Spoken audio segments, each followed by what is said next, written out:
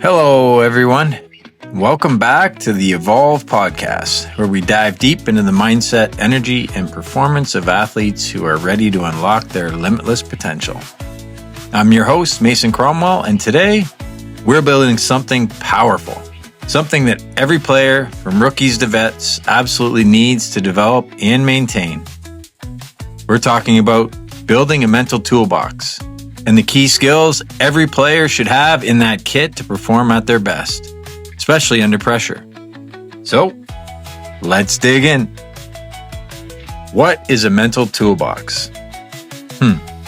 So, it's a collection of mental strategies, habits, and mindset shifts that help you become present in the moment so you can step outside of the emotions that are keeping you from the reset, refocus, and reignite energy that will elevate your game when the pressure's on. It's how to stay in the fight when you're down 2 goals with 5 minutes left. It's how you stay humble after a hat trick and hungry after a healthy scratch. The physical performance aspect gets you on the ice and in the game. The mental performance aspect wins shifts, games, elevates personal and team performance to win championships. When it comes to mental strategies, one size fits none. Mental performance strategies aren't cookie cutter. What helps one athlete dial in and dominate might completely short-circuit another.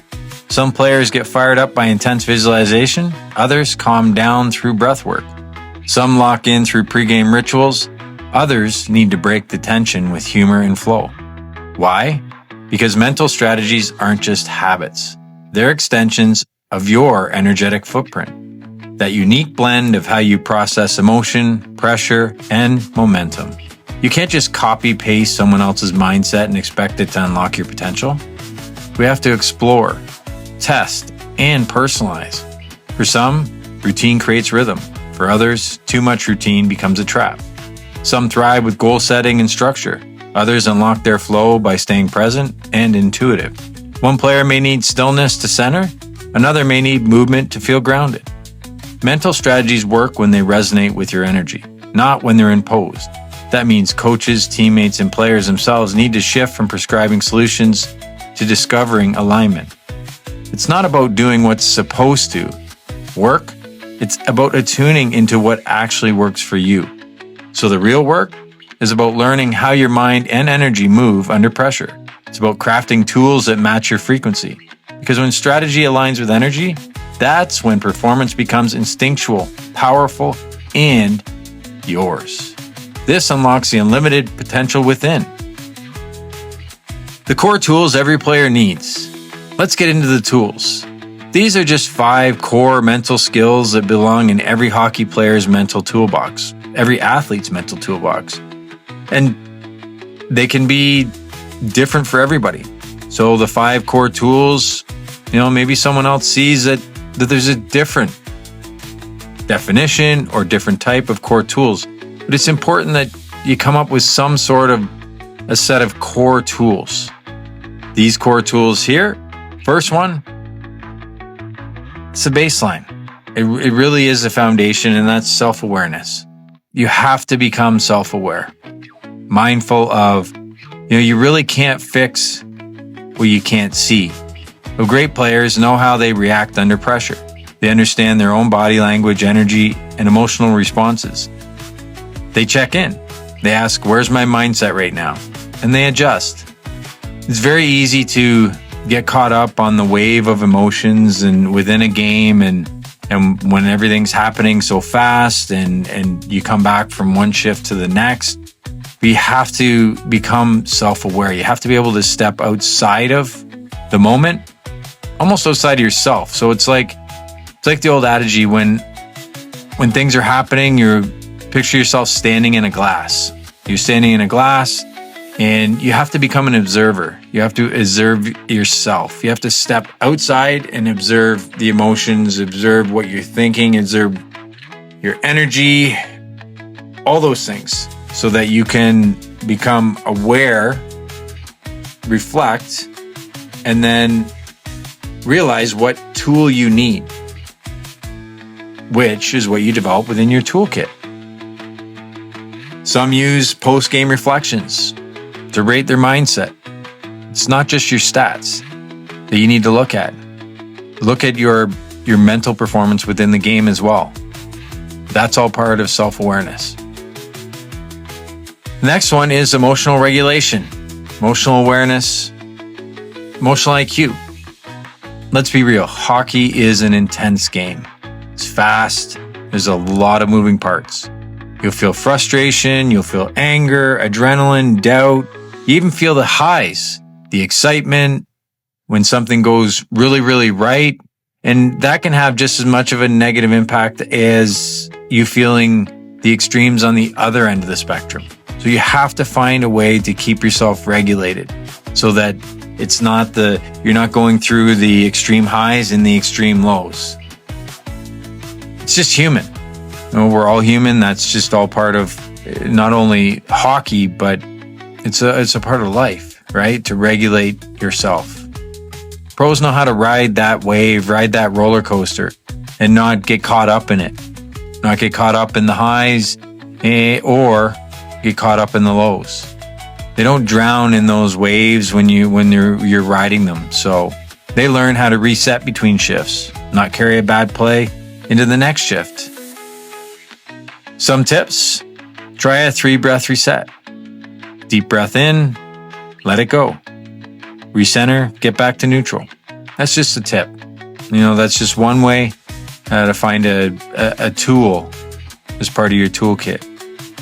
There's so many tools out there. And again, you need to figure out what works for you. The next is visualization, and we call mental rehearsal. So train your body. Do you train your mind the same way? Seeing the play before it happens sharpens instincts. Elite players use visualization to walk through scenarios, from breakout passes to shootout goals. It's simple, right? What we envision, right? Our thoughts create our reality. So we think about what we want to do, what we're going to do in the next shift, and not hang on to what happened or what we didn't do in the last shift, or how things didn't go the way we wanted them to. You hold on to those things, and you're just going to carry that into the next shift, the next game. The next one is positive self-talk and positive reinforcement. The voice in your head, that's your real teammate. Is it building you up or tearing you down? You have to learn to talk to yourself and your teammates in a positive and constructive way. Not listen to every doubt that creeps in or dwelling on the mistakes of others to try and elevate your game. This will only become a roadblock for your mental performance, the mental performance of your teammates, and the overall team culture. Replace the "don't screw this up" with "I'm ready for this. I can't do it" with "I can do it and I will do it." Develop 2 to 3 power phrases to snap you out of the negative aspect and bring it back into a state of confidence. Like, "I've got this. I am fearless. I will finish." Right? It's different for everyone. Come up with something that resonates with you, that works with you. The last one is focus, reset, and then refocus. Every shift, every second, distractions can creep in. There's fans, there's opponents, refs, coaches, your own mistakes. Mental focus is a muscle. The elite know how to lock in, and more importantly, how to refocus when it slips. Use anchors, whether it's tapping your stick, a breath, or repeating a cue word like "now." I've got this. Find a way, which is a habit, something that helps you reset, that brings you back into the moment. Rebuilding after adversity. When you hit a slump, mentally, physically, emotionally, your toolbox is your recovery kit. The athletes who last, who evolve, who lead, they've learned how to rebuild fast. They recognize, they recover, and they rebuild. They don't let one game become a week or one mistake become an identity. They use their tools to stay grounded, refocus, and grow.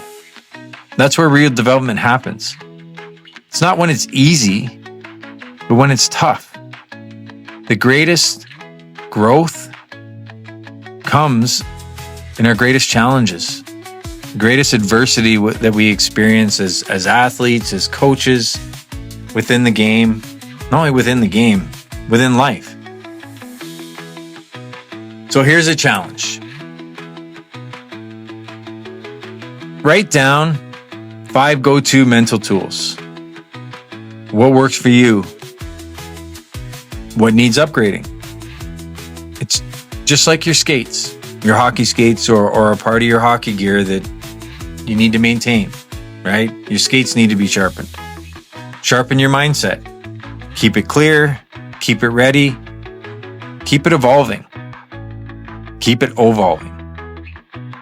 This is the OVOLVE Podcast, and this is just the beginning.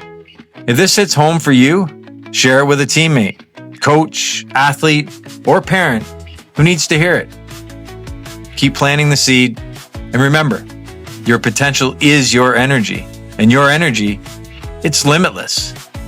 Until next time, fill your energy with intention, compete with purpose, train your mind, and evolve to keep evolving.